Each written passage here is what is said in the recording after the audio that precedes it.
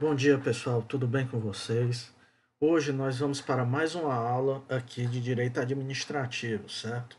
Matéria da nossa aula de hoje é a matéria referente a poderes da administração pública, certo? Professor, o que são esses poderes da administração pública? Esses poderes, tá, gente? Na realidade, são prerrogativas que a administração pública tem para realizar suas várias atividades, certo? Então, é interessante que a gente tenha em mente que para que a administração pública ela possa realizar todos os atos necessários à administração da sociedade, a administração pública ela tem determinadas prerrogativas que, na grande maioria das vezes, você não vai encontrar na iniciativa privada, ok? Por exemplo, o poder de polícia, ele é um poder, uma prerrogativa própria do Estado, tá? Essas prerrogativas do poder de polícia você não vai encontrar na iniciativa privada, certo? Mas no caso, o Estado, a administração pública em geral, ela pode realizar esses atos do poder de polícia, que nós vamos aprofundar mais à frente, ok? Mas no caso, gente, eu vou começar aqui a nossa matéria pelo chamado poder normativo, que muitas vezes aparece na doutrina como poder regulamentar, certo? Poder regulamentar. O que é o poder normativo ou poder regulamentar? É a prerrogativa que a administração pública tem de criar normas jurídicas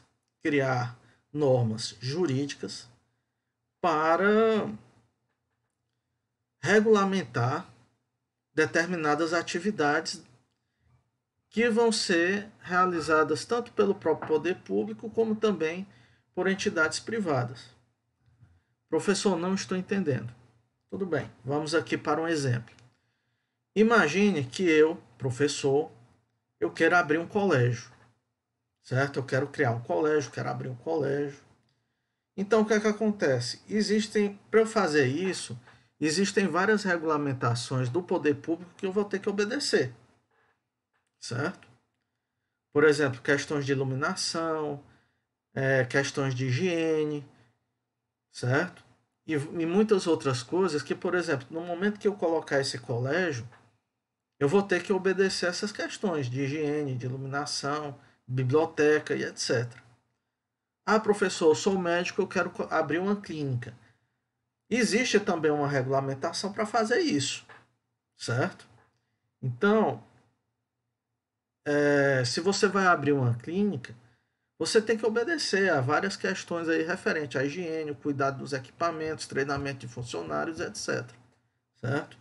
Então, essas regulamentações que são criadas pelo poder público visam a boa prestação aí de serviços pelos particulares e pelo próprio poder público também, certo? Então, você vai descobrir que vários aspectos da vida privada, muitas vezes ligados à prestação de serviços, estão regulamentadas pelo poder público, certo? Se, por exemplo, um outro exemplo, se você vai abrir uma escola de natação, essa escola de natação existe uma regulamentação que essa escola de natação ela vai ter que se adequar, certo? Questão do tamanho da piscina, a quantidade de água, de produtos químicos que tem na água, cloro, etc. Os professores de natação devem ser pessoas qualificadas. Então, existe uma regulamentação para que isso seja feito. Perfeito? E o poder público ele faz isso através de vários atos administrativos, normalmente decretos, portarias, resoluções, instruções normativas, para regulamentar todos esses aspectos aí. Tá certo? Eu quero só frisar aqui a questão dos decretos, tá, pessoal? Que realmente é um ato administrativo que serve para isso e que possui expressão constitucional.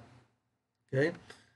Um exemplo é o que eu vou encontrar aqui na nossa Constituição Federal, no artigo 84, no que se refere, por exemplo, à questão aqui do decreto executivo. Veja só, compete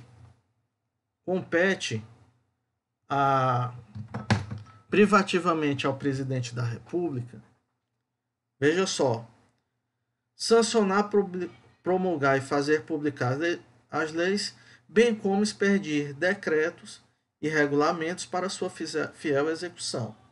Isso aqui, tá, pessoal, se trata do chamado decreto executivo. Isso aqui, essa competência do presidente da República, é um exemplo claro, constitucional, do poder regulamentar. Ok? Muito tranquilo, né, pessoal? Podemos ir adiante, né?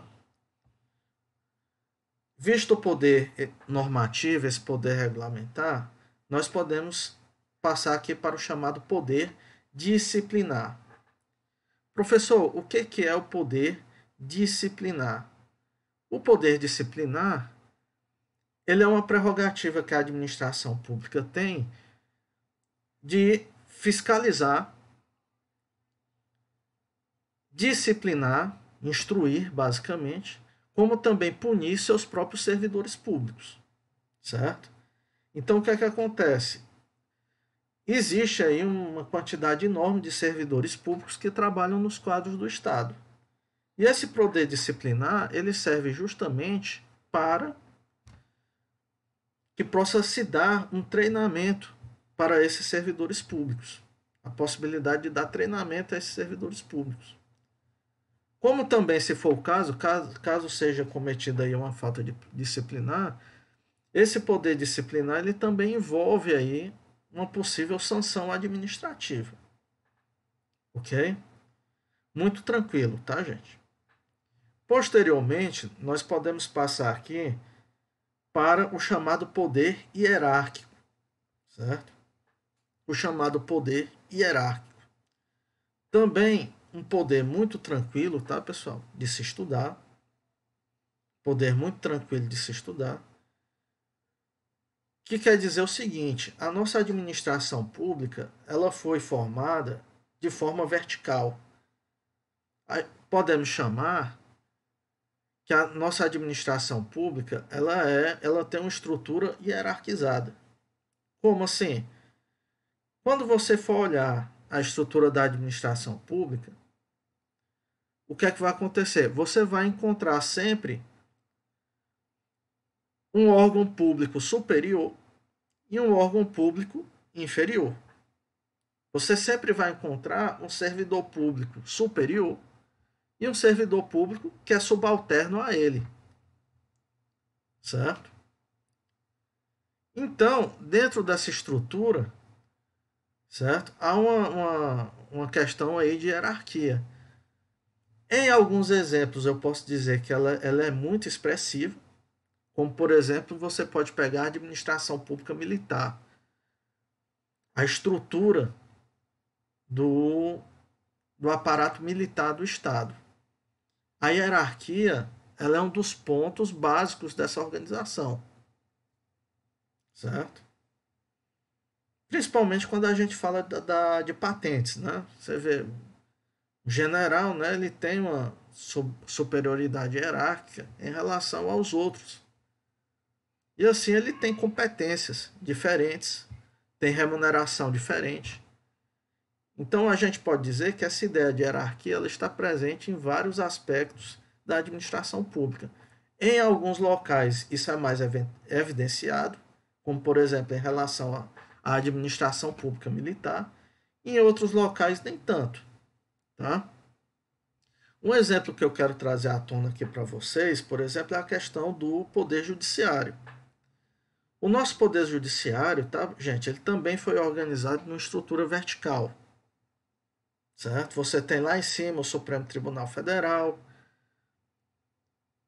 mais embaixo você tem os tribunais superiores, depois os tribunais de segundo grau e depois os juízes lá na primeira instância, certo? Professor, isso quer dizer que há hierarquia entre um e outro? Não, não necessariamente. Por quê? Porque um juiz de primeira instância, do ponto de vista jurisdicional, ele não é hierarquicamente subordinado ao Tribunal de Justiça a qual ele pertence. Ele tem autonomia para realizar suas competências, certo? Então, por exemplo, um juiz de primeira instância, ele não recebe ordens do Tribunal de Justiça quando ele vai julgar um determinado processo. No entanto, em relação a questões, por exemplo, administrativas, a gente pode dizer que existe sim uma hierarquia, tendo em vista que cabe ao Tribunal de Justiça a administração dos serviços judiciários, certo? E que, no caso, o juiz, do ponto de vista administrativo, ele vai ter que obedecer às questões, às regulamentações do tribunal, certo? É claro que essa hierarquia, nesse caso, entre juiz e Tribunal de Justiça, acaba sendo uma hierarquia administrativa, mas é uma hierarquia administrativa muito tênue, certo? Muito rasa, para que a gente possa dizer, existem até alguns autores que não existe hierarquia de forma alguma, certo? Mas uma coisa eu posso dizer com certeza, que não existe hierarquia no exercício da sua competência jurisdicional. O juiz de primeira instância, ele é completamente independente para julgar os seus processos, ok? Mas é claro que, do ponto de vista administrativo, ele deve obedecer aí a alguns regramentos do tribunal ao qual ele pertence. Tá certo, pessoal? Agora, um outro ponto que a gente tem que frisar em relação a esse poder hierárquico é que esse poder ele tem um reflexo em várias questões, porque, por exemplo, um tribunal ele tem competências recursais. Um juiz de primeira instância ele não tem competência recursal. Então a gente pode dizer que o poder hierárquico ele também influencia, por exemplo, na fixação de competências, certo? Como também influencia, inclusive, na remuneração dos servidores. Na nossa Constituição Federal, no artigo 93, fica estabelecido, por exemplo, que os ministros dos tribunais superiores eles vão ter uma remuneração maior do que os desembargadores dos tribunais de justiça, certo? Então, a própria fixação da remuneração também é um reflexo desse poder hierárquico, tá certo? Para terminar, tá, gente, aqui essa questão do poder hierárquico, um conceito muito importante que a gente tem que ter em mente é o conceito de delegação e de avocação. O que é delegação? Delegação ocorre quando uma autoridade pública superior delega parte da sua atribuição para um servidor público subalterno. Isso ocorre muito em relação, por exemplo, ao presidente da República e aos ministros de Estado. É possível, em algumas situações, que o presidente da República ele delegue a seus ministros que realizem determinados atos. Isso está na Constituição, tá, gente? Vejam só. Aqui, novamente, é o artigo 84, né? Você tem as competências do presidente da República. Quando você chega aqui embaixo, no parágrafo único, veja só.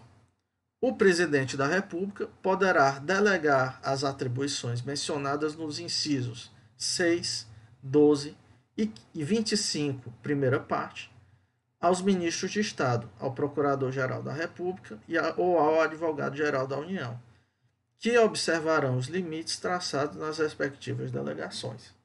Então, gente, isso aqui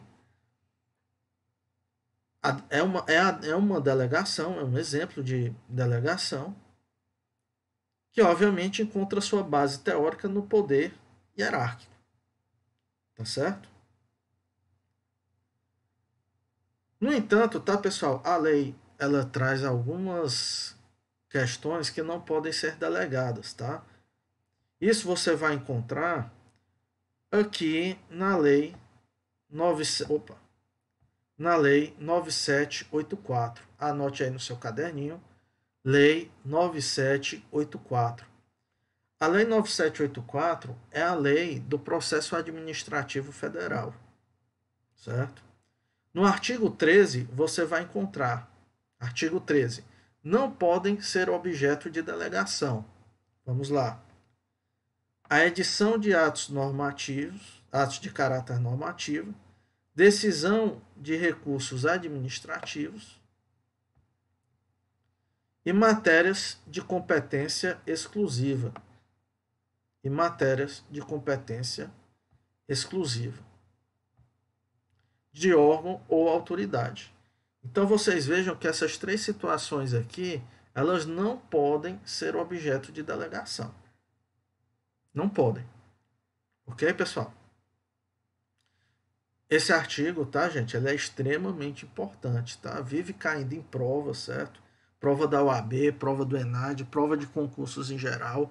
Vive caindo esse artigo 13. Então é uma coisa que você não pode deixar de ter em mente. Ok? Tranquilo? No caso, né, gente, terminamos aqui as questões referentes aqui ao poder hierárquico. Passado adiante, podemos encontrar aqui o poder vinculado e o poder discricionário. Professor, o que é isso? O poder vinculado e o poder discricionário são duas prerrogativas aí que podem ser usadas de acordo com a liberdade de que a autoridade pública ela tem para realizar o ato. Por exemplo, em relação ao poder vinculado, a autoridade pública que vai realizar determinado ato, que é um ato vinculado, ele não tem liberdade administrativa para tomar decisões. Certo? Por exemplo, concessão de aposentadoria de uma pessoa. Se determinada pessoa ela tem os requisitos da aposentadoria, tanto de idade como de contribuição, não cabe ao servidor público negar aquela aposentadoria. Certo? Porque os requisitos eles estão previstos em lei. É a mesma coisa, por exemplo, da concessão da Carteira Nacional de Habilitação, né? A carteira de motorista. Se eu fui tirar carteira de motorista, eu passei em todos os exames. Paguei todas as taxas. O Estado, ele não pode negar a concessão da carteira de motorista. Certo? Isso é o poder vinculado. O gestor público, ele não tem liberdade administrativa porque a lei, ela prevê apenas um comportamento possível. Já em relação ao poder discricionário, a lei ela confere ao gestor público,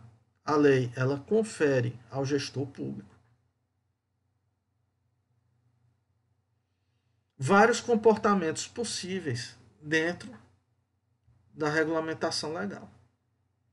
Ok?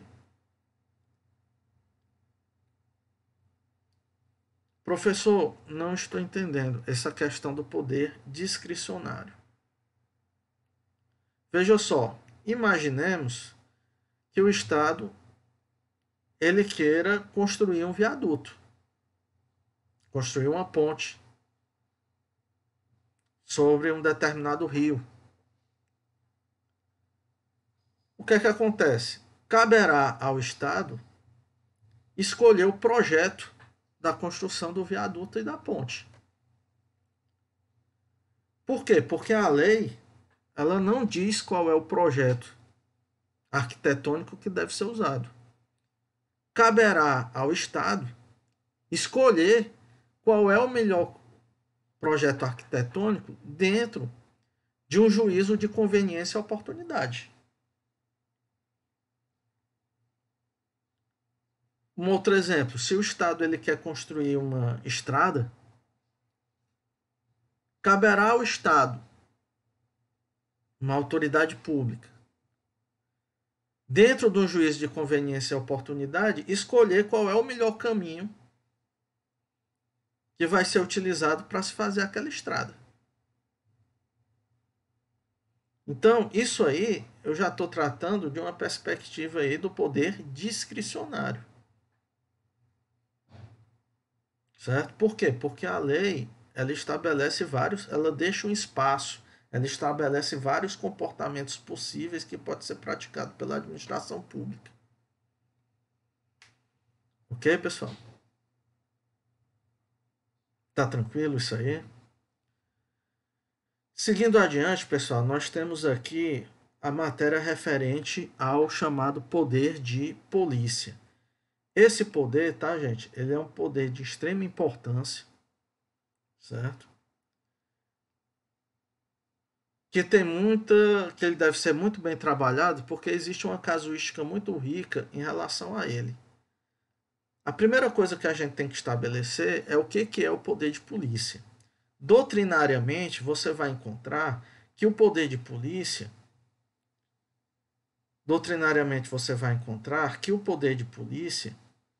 é uma prerrogativa da administração pública para prevenir e reprimir comportamentos antissociais.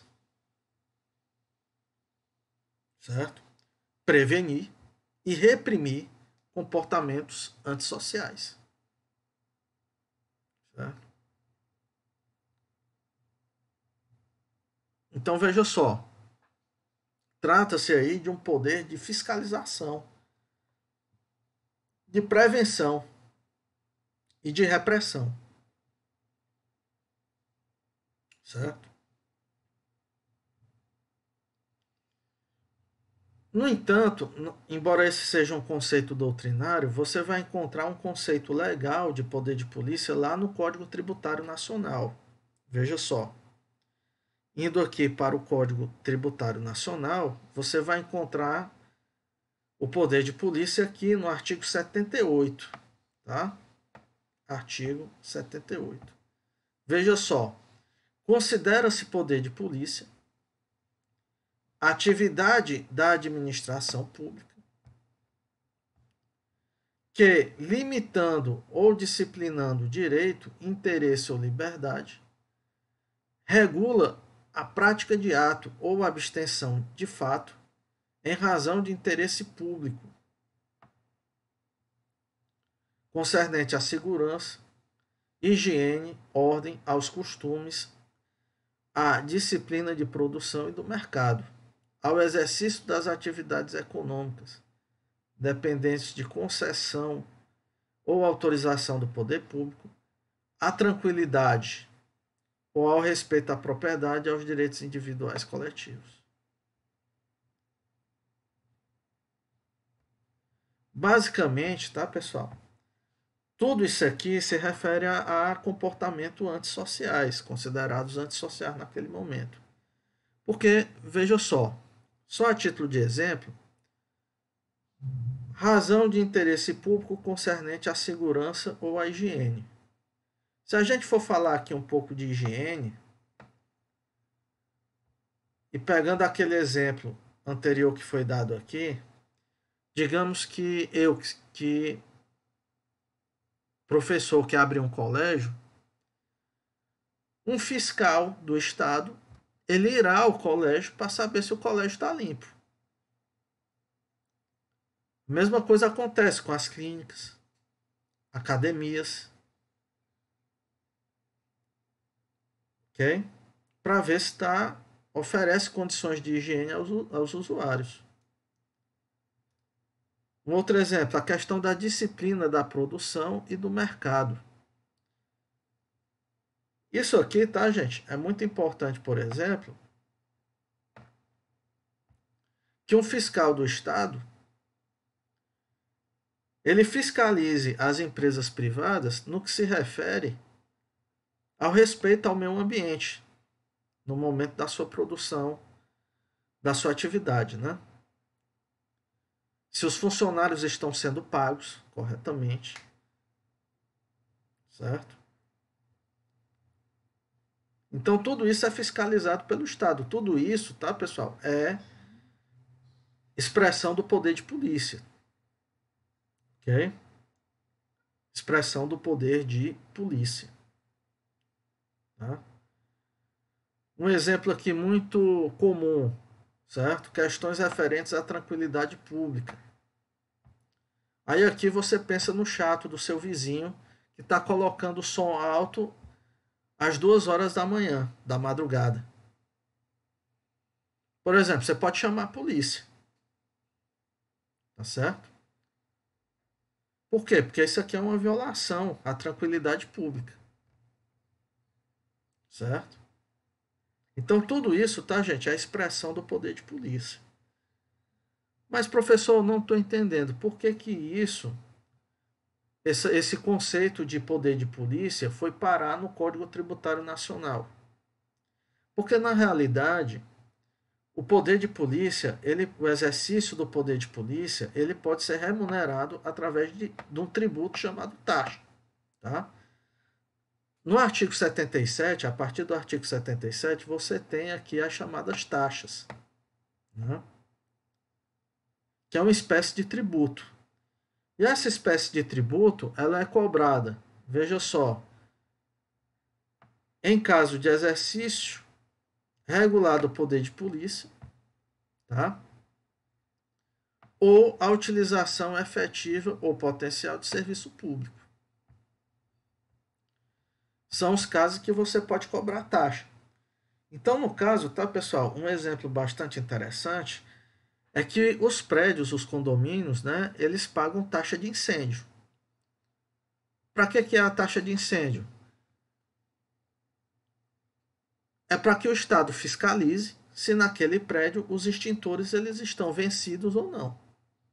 Certo? Isso aí, tá, gente? É exercício regular do poder de polícia.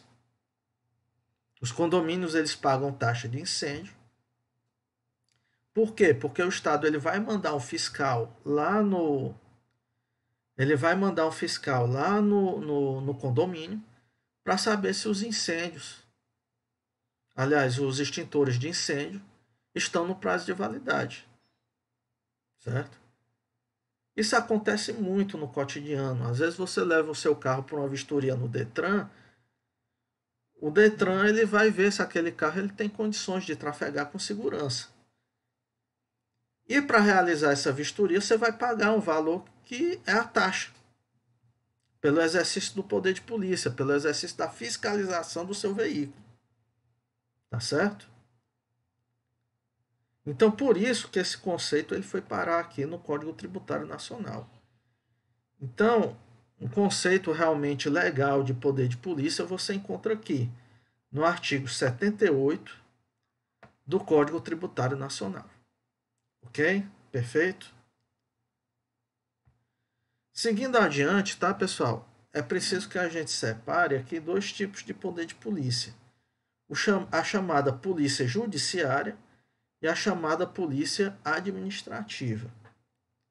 Aí no caderno de vocês, tá, gente? A polícia judiciária é uma polícia repressiva. É um poder de polícia repressivo, que é exercido de forma endoprocessual, dentro de um processo. Como assim, professor? Veja só, quando existe o exercício da polícia judiciária, quando existe aí o exercício da polícia judiciária, o que é que vai acontecer? Uma determinada pessoa, supostamente, ela já violou a lei. Já existe um processo contra essa pessoa. Já existe um processo contra essa pessoa. E a fiscalização e repressão dessa suposta violação vai ocorrer dentro de um processo. Então, costuma-se dizer que a polícia judiciária, ela costuma acontecer, recair sobre o comportamento de uma pessoa.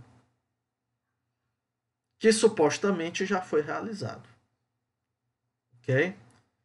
Ao contrário, tá, gente? Quando você tem uma situação de polícia administrativa. Essa polícia administrativa, ela é colocada como uma polícia preventiva, um poder de polícia preventivo. Tá? Um poder de polícia preventivo. Ou seja, que ainda não aconteceu nenhuma violação à lei, que busca, na realidade, prevenir. O patrulhamento ostensivo dos bairros é um exemplo de polícia administrativa. Eles estão ali vigiando para ver se acontece alguma coisa. Certo? Então, é um poder de polícia preventivo. Certo? E no caso, ocorre fora de um processo, porque como ainda não aconteceu nenhuma violação, não existe um processo ainda. E aí se diz que esse poder de polícia administrativo normalmente recai sobre bens e serviços. Perfeito? Muito tranquilo, né, pessoal? O poder de polícia realmente ele é um poder que realmente a gente precisa de uma análise mais aprofundada, né? Mas seguindo adiante, passando aqui para o próximo slide, nós temos a seguinte questão: os atributos do poder de polícia. Tá? O primeiro atributo do poder de polícia é a chamada discricionariedade. Como assim, professor, a discricionariedade? Caberá à autoridade policial verificar, interpretar determinada situação, como também analisar a conveniência e a oportunidade de como deve agir. Certo? Ah, professor, não estou entendendo, mas assim, num roubo, ele tem conveniência e oportunidade de agir ou não? Não, não é isso que eu estou falando. Na realidade, a discricionariedade aqui, ela é voltada para o seguinte: se a autoridade pública ela está vendo uma determinada situação e ela interpreta aquilo ali como sendo um roubo, um crime que está sendo praticado naquele momento, ele deve agir. A discricionariedade se refere à questão da interpretação dos fatos que será realizado pela autoridade pública, certo? É muito interessante, por exemplo, o exemplo de uma contravenção penal que se chama vadiagem. Então, existia muita problemática quem era considerado vadio. Isso era uma coisa que era interpretado pela autoridade policial. Ok? Seguindo adiante, nós temos a chamada autoexecutoriedade. Professor, o que é a autoexecutoriedade? Autoexecutoriedade é um atributo do poder de polícia que, na realidade, a administração pública, no exercício do poder de polícia, ela pode agir independente da autorização do poder judiciário. Se eu estou dirigindo e ultrapassei o sinal vermelho, o guarda de trânsito ele pode já, desde já, aplicar a multa e a administração pública pode cobrar essa multa. Certo? E pode cobrar essa multa. Certo? Independente de autorização do Poder Judiciário. Ok? No entanto, tá, pessoal, essa autoexecutoriedade ela tem limites. Tá? Ela tem limites. Como assim, professor? Existem algumas questões, alguns atos que, para serem realizados pelo poder público, precisam de autorização judicial. Por exemplo, a invasão domiciliar. Vocês sabem que invasão domiciliar, ela precisa de quê? Ela só pode ser feita quando? Com ordem judicial ou em flagrante delito. Com ordem judicial ou flagrante delito. Então, nesse caso, não haverá autoexecutoriedade para invasão domiciliar, porque a Constituição exige aí uma autorização judicial. Desapropriação. Retirar uma pessoa da casa dela numa desapropriação é necessário ordem judicial. Certo? Uma interceptação telefônica também é necessário ordem judicial. Então, nesses casos específicos, não há autoexecutoriedade. Então, importante anotar, tá, pessoal, que a autoexecutoriedade ela encontra limite na chamada cláusula de reserva de jurisdição. Professor, o que é a cláusula de reserva de jurisdição? Essa cláusula ela é uma cláusula que prevê que determinados assuntos só podem ser realizados com autorização judicial. Tá? A expropriação de bens é outra situação. No exemplo que eu dei, que eu passei no sinal vermelho, fui multado, a multa ela pode ser aplicada e pode ser cobrada sem autorização judicial. Agora, se eu não paguei a multa, não pode a autoridade pública tirar o meu dinheiro sem autorização judicial. Caberá ao Estado promover uma ação judicial para que um juiz penhore um bem meu ou faça uma penhora eletrônica. Tá?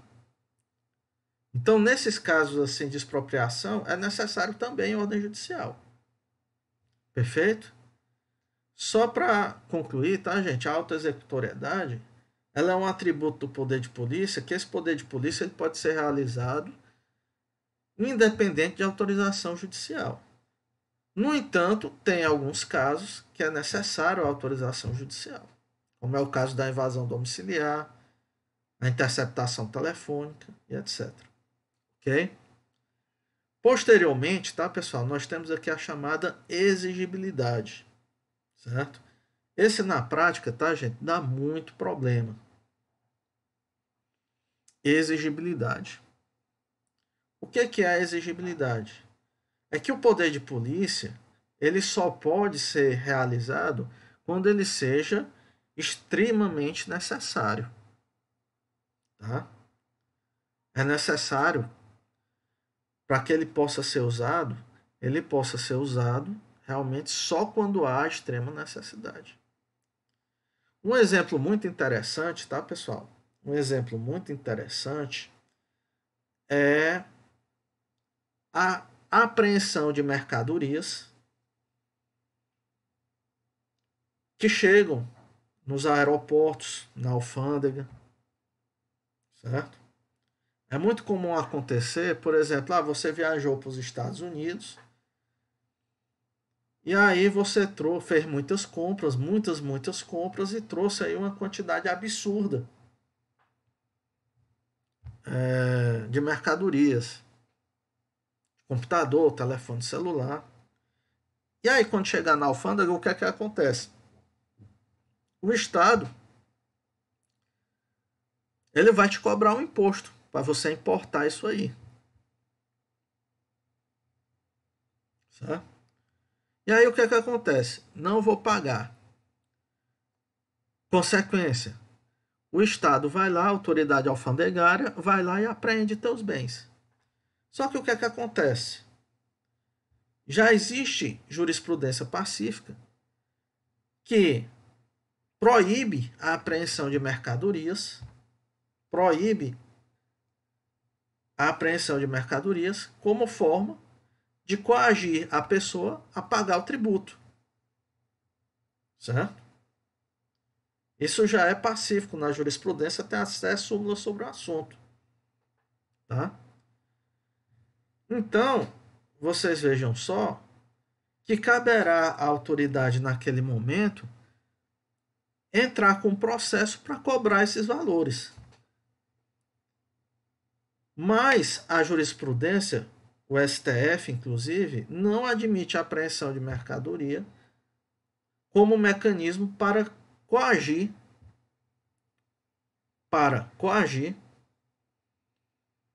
aquela pessoa a pagar a tributação, certo? No caso aí não há exigibilidade, não há necessidade de fazer isso. Se o Estado ele realmente quer cobrar esses valores, que entre com a ação, uma ação judicial para cobrar esses valores, certo? Então aqui o Supremo Tribunal Federal entendeu que não há exigibilidade dessa apreensão de mercadorias.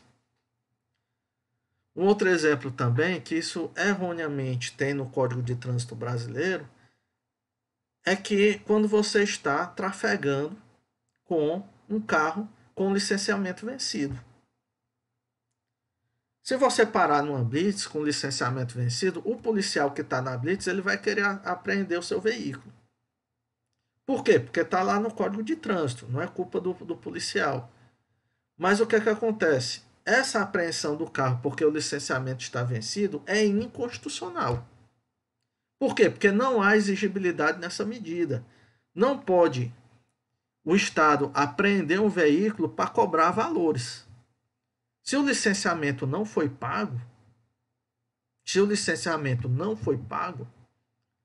cabe ao Estado entrar com a ação judicial cabível e não apreender o carro.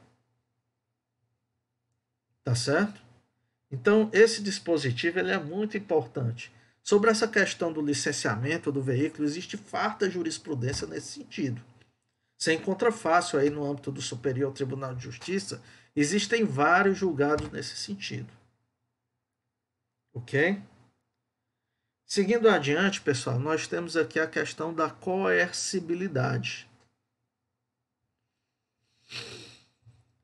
O que é a coercibilidade? Coercibilidade é o atributo do poder de polícia de provocar determinados comportamentos nas pessoas.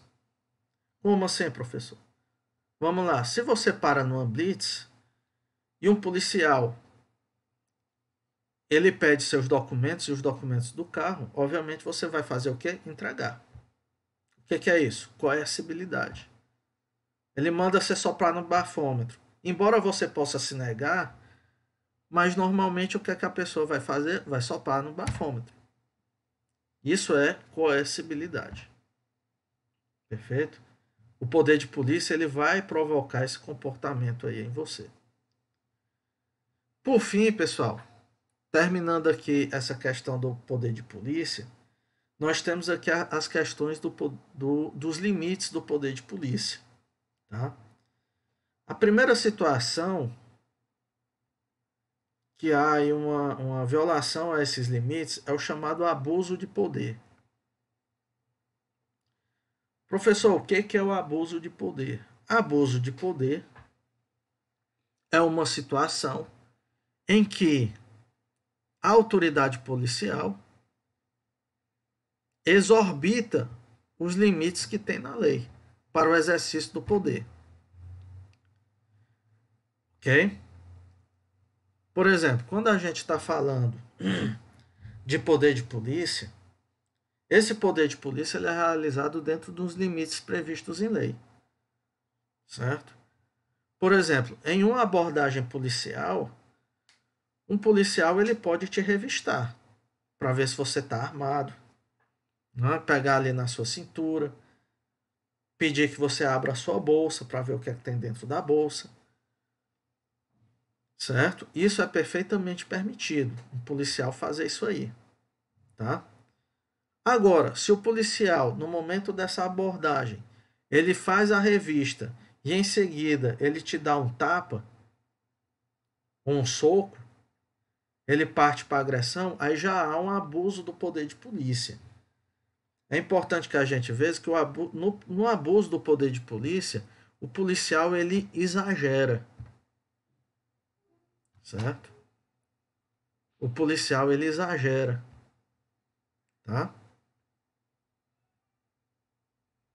Ele extrapola os limites previstos em lei. É diferente, tá, pessoal, da situação do desvio do poder de polícia. Que o que é que acontece? Nesse caso aí, do desvio de poder,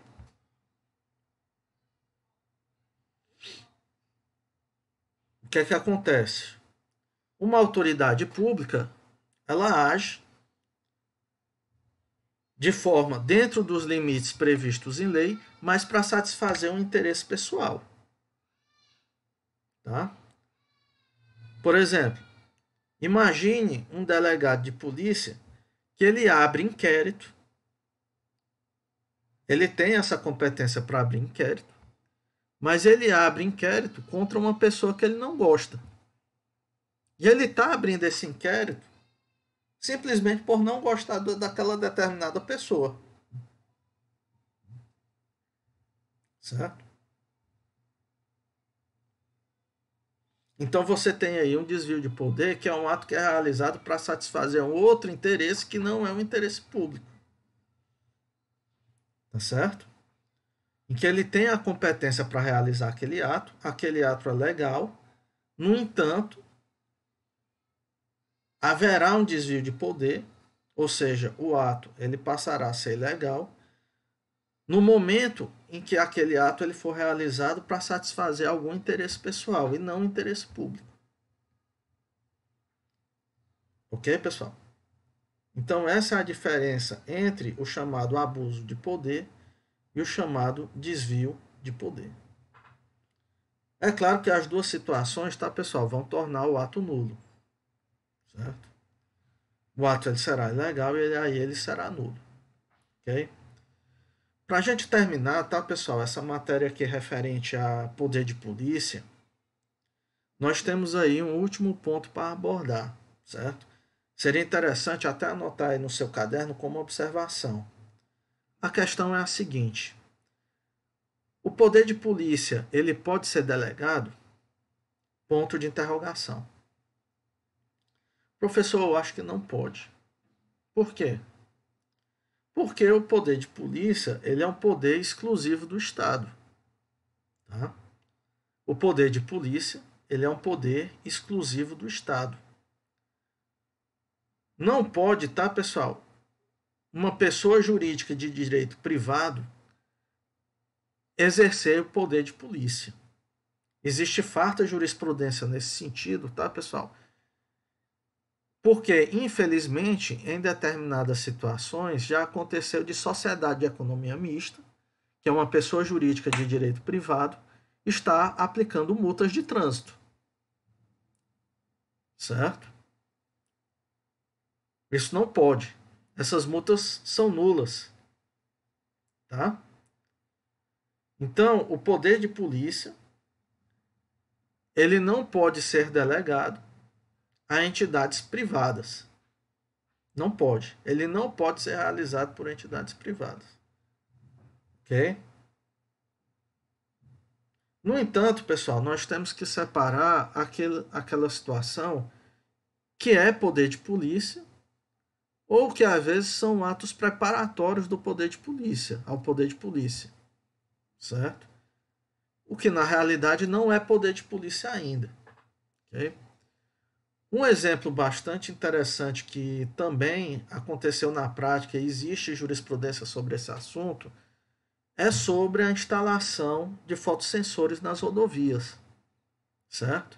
Por quê? Porque o que, é que acontece? Esses fotossensores, os equipamentos, a instalação, esses equipamentos eles são fornecidos por uma empresa privada. A instalação é feita por uma empresa privada. A manutenção desses equipamentos é feita por uma empresa privada. Tá? Mas no momento que um carro passa naquele local com alta velocidade, o que é que vai acontecer? O fotossensor dispara e aí vai ser aplicada a multa. Nesse momento é que começa o poder de polícia. O que é que eu estou querendo dizer para vocês? É que a instalação, fornecimento de equipamentos são atos preparatórios ao poder de polícia. Certo? Não é poder de polícia ainda. Então, gente, não tem nenhum problema que o Estado ele contrate uma empresa privada para fornecer esses equipamentos, para dar manutenção a esses equipamentos, para instalar esses equipamentos. Mas a fiscalização e a aplicação da multa, isso aí, tá, gente, já é poder de polícia. E, obviamente, só o Estado é que pode fazer a fiscalização e a aplicação da multa. Tá certo? Mas essa questão referente à instalação de equipamentos, aluguel de equipamentos, não é poder de polícia ainda, tá, gente? Existem situações que, por exemplo, as armas de policiais, coletes à prova de balas, são alugadas de empresas privadas. O Estado aluga as armas, coletes à prova de bala, algemas, todo esse equipamento que a polícia usa. Professor, isso pode? Pode. Por quê? Porque o fornecimento desses equipamentos não é poder de polícia. Tá?